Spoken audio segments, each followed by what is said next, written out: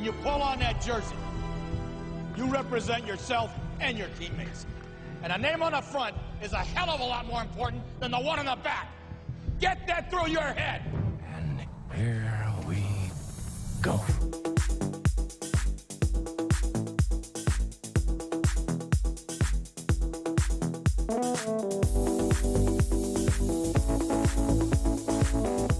And it is no good. He missed it.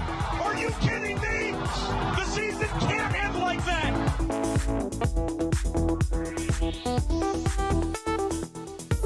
The playoffs? Don't talk about playoffs. You kidding me? Playoffs? I just hope we can win a game. What we've got here is failure to communicate. We all go a little mad sometimes.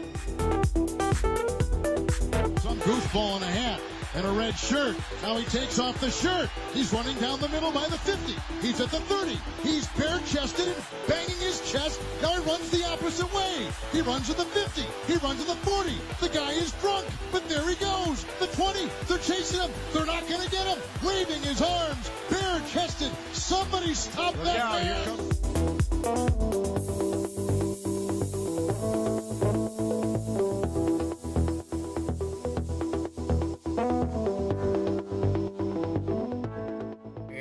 We go for another edition of the program otherwise known as NETMA, or Nobody Ever Tells Me Anything. I'm your host, Tyler Falk. Glad to have you back on a Tuesday evening edition of the program.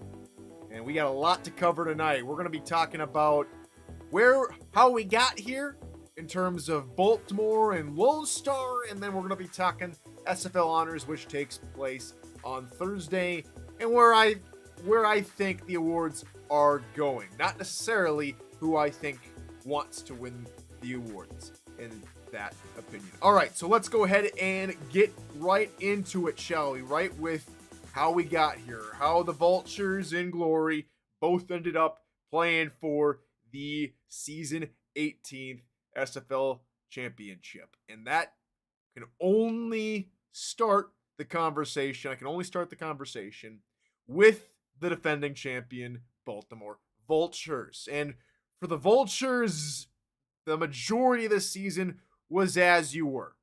Start off hot, play lightning quick football, run up the score. Bob's your uncle. It was total football. Now, during the middle portion of the season / beginning of the season, we all started to hear rumors about Jimmy Hazard, the halfback that started the season with Baltimore, all of a sudden just disappear and leave. Was released from Baltimore in week 7, and during that bye week into week 9, Warren Murray comes out of retirement after retiring from Houston in season 17, signs with Baltimore, and the rest you say is pretty much history. Now, it wasn't all smooth sailing for Murray and the rest of the Vultures, but they did start to stumble, especially in week 9. They looked very human in that regard, where we realized that Murray maybe couldn't do the same things that Hazard could have, or doesn't have the same strong set. It took Baltimore a little bit to figure out what's going on, and it gave time and opportunity for the rest of the clubs to figure out how to stop Baltimore, with them trying to figure out Murray. And the team that took, I think, the most advantage of that, and most of you more than likely will agree, is Arizona and DC. Now, DC, pulled away right at the end. Arizona, I think, played strong football throughout the entirety of that ball game. And I have to say that was pretty much the lowest point that Baltimore would face. A little bit of topsy-turviness versus Queen City, but then the Baltimore we all know and loathe, for the rest of us not on Baltimore, and for me, a neutral, know and love.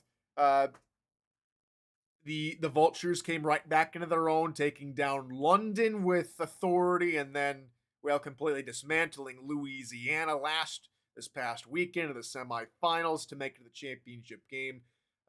Baltimore, at this point, looks just like we know, like how they left season 17 with a championship. They look primed and ready to make another championship. Now we go on to who they're going to be playing. And if you recognize a certain flashing symbol, yes, I had these guys going 2-10 to begin the season, predicted that on the Content Creators Roundtable.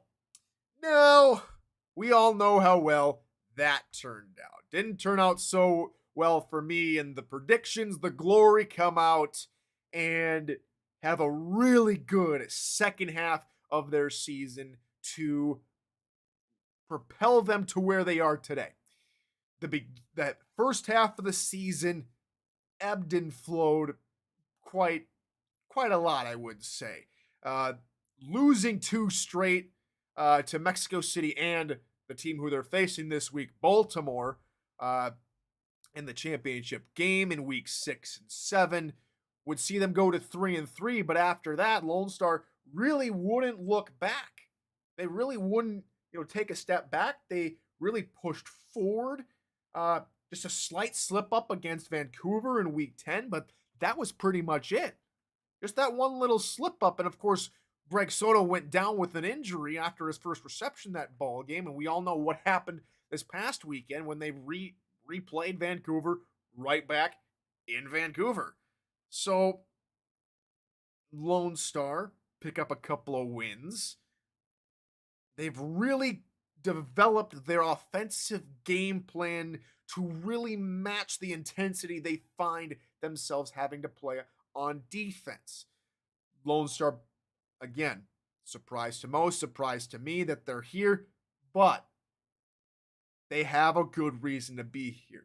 And I've gotten a couple of messages over the season saying, why are you so hard on Lone Star? What did Lone Star do to you? And, again, frankly, didn't expect them to be here. I have no preconceived judgment, no favorites in this league.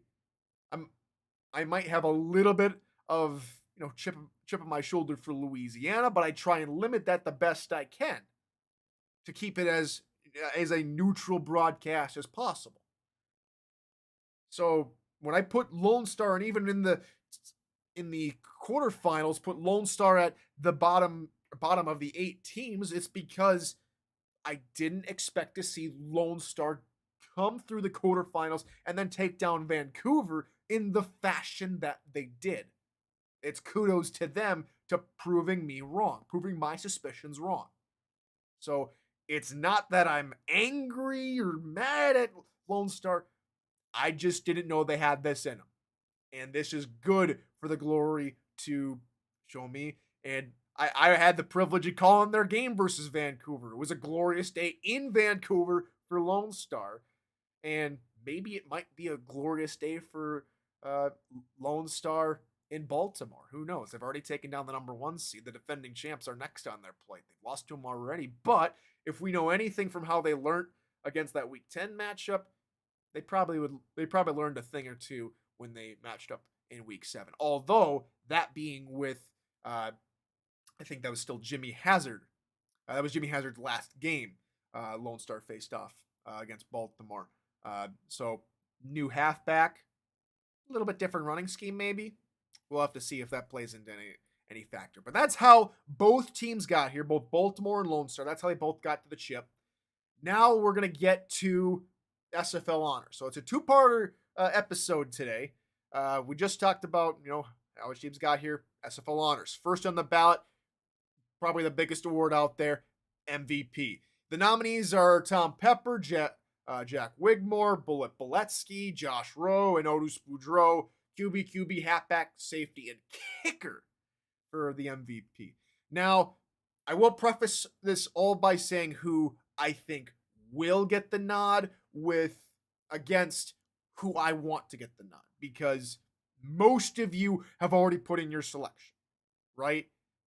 I have a, you know how I am with predictions, but I have a good idea of who, based on the last couple of seasons that I've been in the league, I have a pretty good idea of where this is going. Sadly for Josh Rowe and Otis Boudreaux, even though Rowe 4 pick sixes, that's a league record in a season. Otis Boudreaux, league record for field goals made, both of which are getting awards this season. I think they're getting awards. I don't think it's going to be MVP.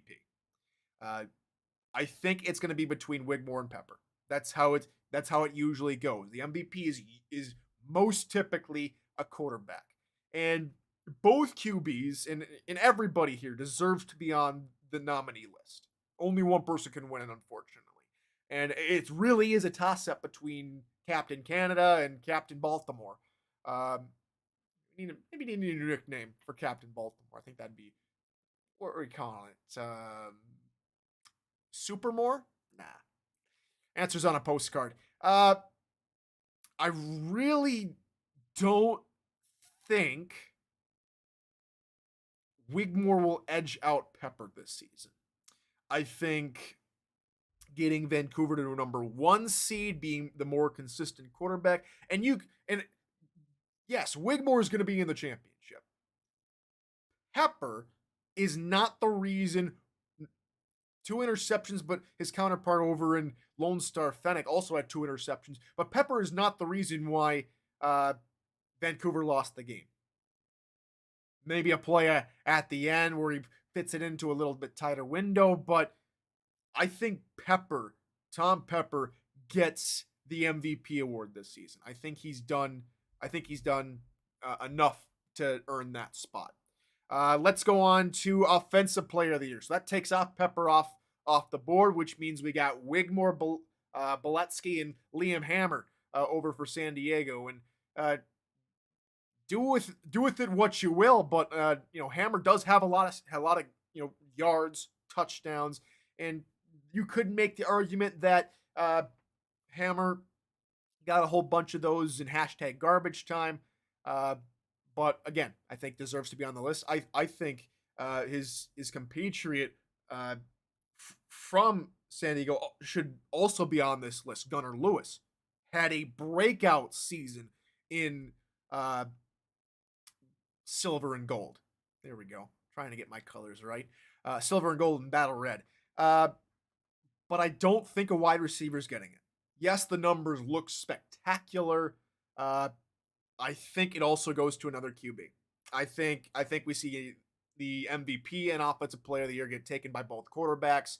I think you can make a case for either one getting either or, but only one can get the other, I think. So if Pepper gets MVP, I think Wigmore takes Offensive Player of the Year. Boletsky, just the unlucky one on the outside looking in. Best halfback in the league again. Spectacular season for Boletsky. Not enough to repeat as Offensive Player of the Year from what I can gather, I think. Let's go on to Defensive Player of the Year. Josh Rowe makes this list. Clint Hendershot, Gene Swift, Emmanuel Blackman. Hendershot led the league in tackles. It's a big surprise to not see Jack Brown on this list. Typically, we see Jack Brown leading the league in tackles for Charleston. Instead, it's the Carolinian former Dragon Hendershot that takes the top spot in tackles this season. Swift had a really good season in his defensive tackle role. Let's see, where are my statistics here from? Let's see, tied for second in tackles for the D linemen, third in sacks, first in tackles for loss. Amongst the third in sacks and first in tackles for loss are the entirety of the defensive players in the league, not just for D line. That's just for his tackles. Again, really good year from Swift. Blackman, double, probably the word I want to use in basketball terms, but one of 2 players with 10 pass deflections, interceptions, and a forced fumble, pick 6, and tied for 4th in tackles for loss for cornerbacks. But like I mentioned, if Josh Rowe's not getting MVP, I don't expect him to. I expect him to take Defensive Player of the Year by a landslide if he does not get MVP. Which, again, he's on the outside looking in for that. I think it would be the first time a defensive player got MVP. Would probably be the first time a kicker got MVP, too, if Boudreaux makes it. But Rowe, I think this is Rowe's to lose in terms of Defensive Player of the Year. I think most people will go in Rowe's direction. You can make a case for everybody else, all deserving of the award. Rowe, with the league record, that holds everybody to a higher account, with Rowe being the stud that he has been this season. Okay, Rookie of the Year on the offensive side. Scar Patterson, quarterback, Brad Jones, Shane Kaufman, wide receiver, and halfback GP Wells. The two halfbacks, I think, have got to be strong contenders. Kaufman led all the rookies in yards and was tied for touchdowns. Patterson, again, really explosive. San Diego really unlocked his potential, more so later in games. As you take a look at San Diego as a whole, 3-9 to finish out the season. I think that hurts Patterson's chances in the eyes of many, though it would not surprise me if he comes away with a very tight group. I think the outside man, unfortunately looking in, is Shane Kaufman. Again, 4 people to choose from, 4 all-deserving people. Everyone on this list that is already put up for nominees deserves an award, deserves to being one of the best players in the league. You can only give it to one. I think it goes to either Jones or Wells. I think it's a toss-up. I probably would go Brad Jones if I'm to be gambling on it. So I think Jones edges it out just by a little bit in this race. All right, now to the defensive side of the ball. Defensive Rookie of the Year, 3 names: Robert Cherry, Forrest Dalton, and King Rashid. I think it's a battle between the 2 defensive tackles. Cherry led all rookies in sacks. Dalton led all rookies in TFLs, and was right behind Cherry in sacks. Rashid, really good player, really good defensive back. He's going to be a cornerstone for Tulsa for many, many seasons to come. If he hopefully sticks around, he deserves to stick around. He's played really well. But I think Cherry or Dalton get the nod in this one.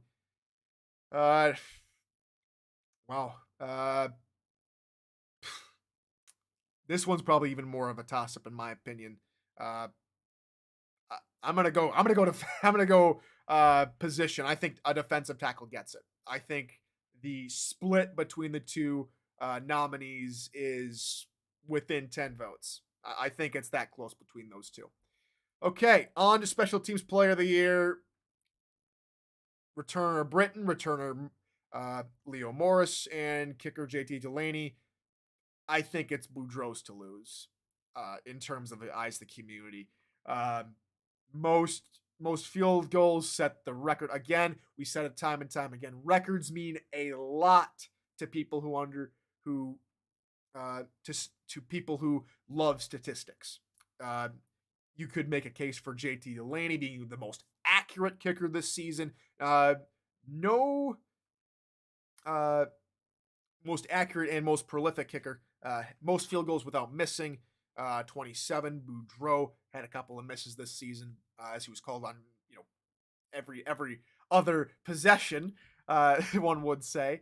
But I think it's Boudreaux's to lose in the eyes of the community. I think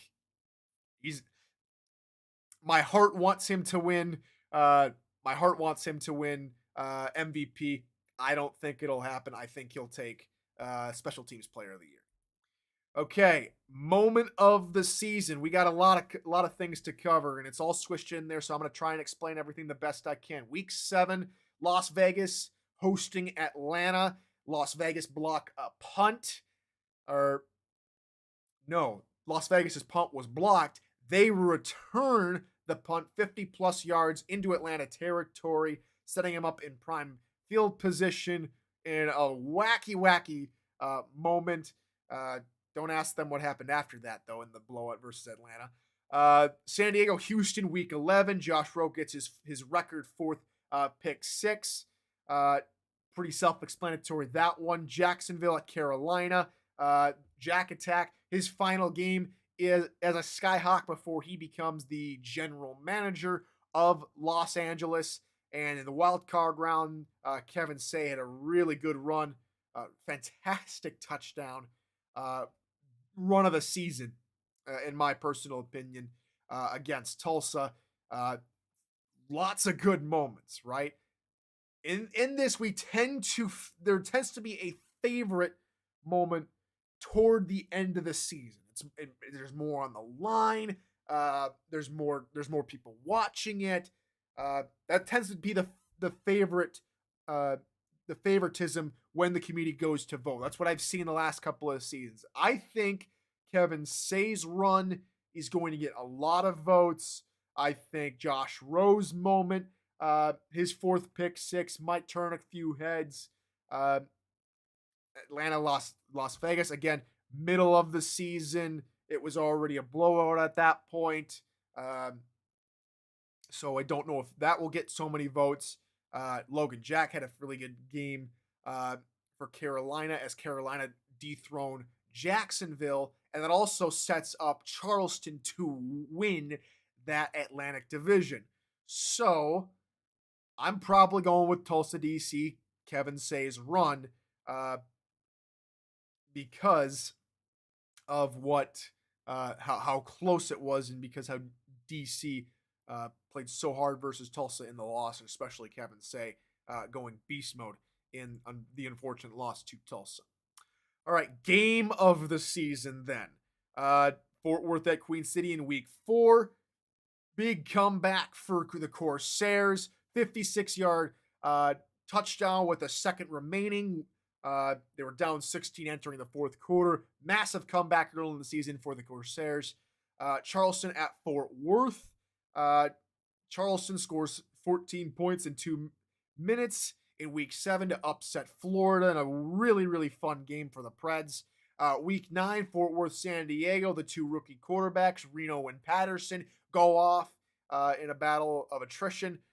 Houston, Mexico City, the final game in week 12. Gerard Brody's pick 6, walk-off pick 6 to win the game for the Aztecs over a resurgent Houston club. I think it's pick 6 City. I think it's Mexico City that comes away with this award. The call by Michael Torillo was legendary. Go watch the highlight of it if you haven't done so already. That it's a fantastic call. I think that gets game of the season honors right there. Most improved team award: Tulsa, Sioux Falls, DC. Now Sioux Falls 3-9 last season, 3-9 for the last couple of seasons, won the West Division.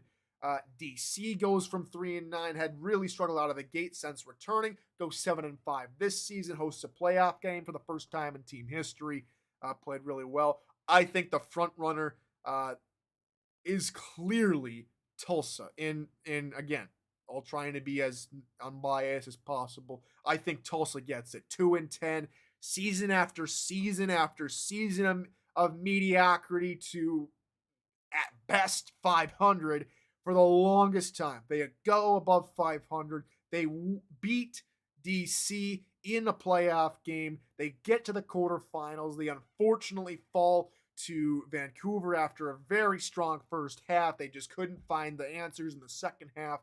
I think Tulsa is the most improved team, and I think that's where the community goes for this. Tulsa, I think, are the front runners. Again, most of you already put it in your votes, but I think a lot of you went with Tulsa.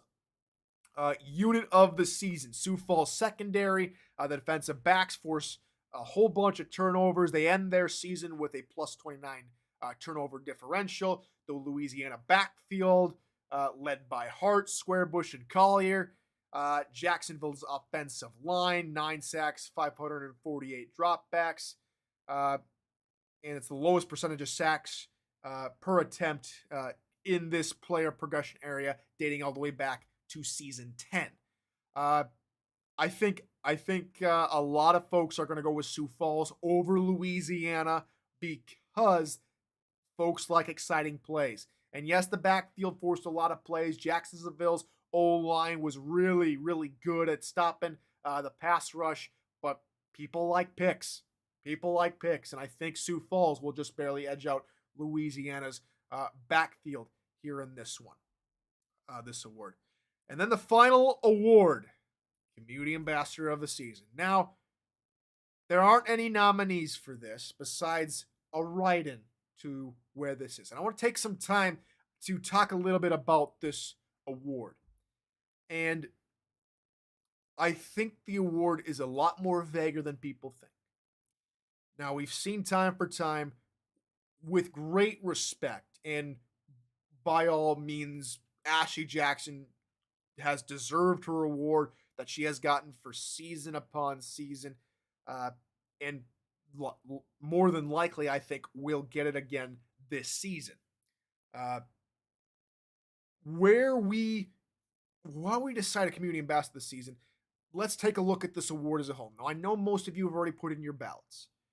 I'm not here to advocate for myself. That is not the point. That has never been the point of this award. The point of this award should be you have demonstrated that you are willing and wanting to grow the league as a whole, and you keep the league together as a whole. What you do in the league matters. It could be a content creator, could be me, could be AJ, could be Dave Axis, could be Slyn Shady making content, could be Ross Napoli of Swamp Talk. It could be a whole bunch of people. It could be the coach in your locker room that day in, day out, or the player day in, day out, encouraging everybody throughout the day, talking with people in Gen Chat. It goes so much beyond just a content creator. It can be anyone. Heck, why isn't Cameron Irvine one of the names that usually gets tagged onto this list? Yes, he's the commissioner, but you know how much he does for the league? He puts all this stuff together. He makes this league possible. Why isn't he community ambassador this season, huh? So whoever you voted for, they are well deserving. If you voted for me, thank you. If you didn't vote for me and don't want to vote for me, that's A-okay too. You have your reasons. I respect your opinion. You're more than welcome to say whatever you want to me, either in chat, behind my back, to my face. That's how I operate. If I don't know I'm doing something bad, you got to tell me. Otherwise, it won't change. So for whoever you voted for, that's your community ambassador this season. And that's all there is to it. So on tomorrow's episode, I have invited both Baltimore and Lone Star to take to the round table so that we can talk a little bit more about Baltimore Lone Star and the SFL's 18th championship game this Saturday. And like I said yesterday, Saturday there'll be a pre-game show where they're all invited back, and you guys as well can chime in on what you want to see for the championship game. I think I'll start that around 1 p.m. Eastern, about an hour and a half before everything kicks off officially for the league.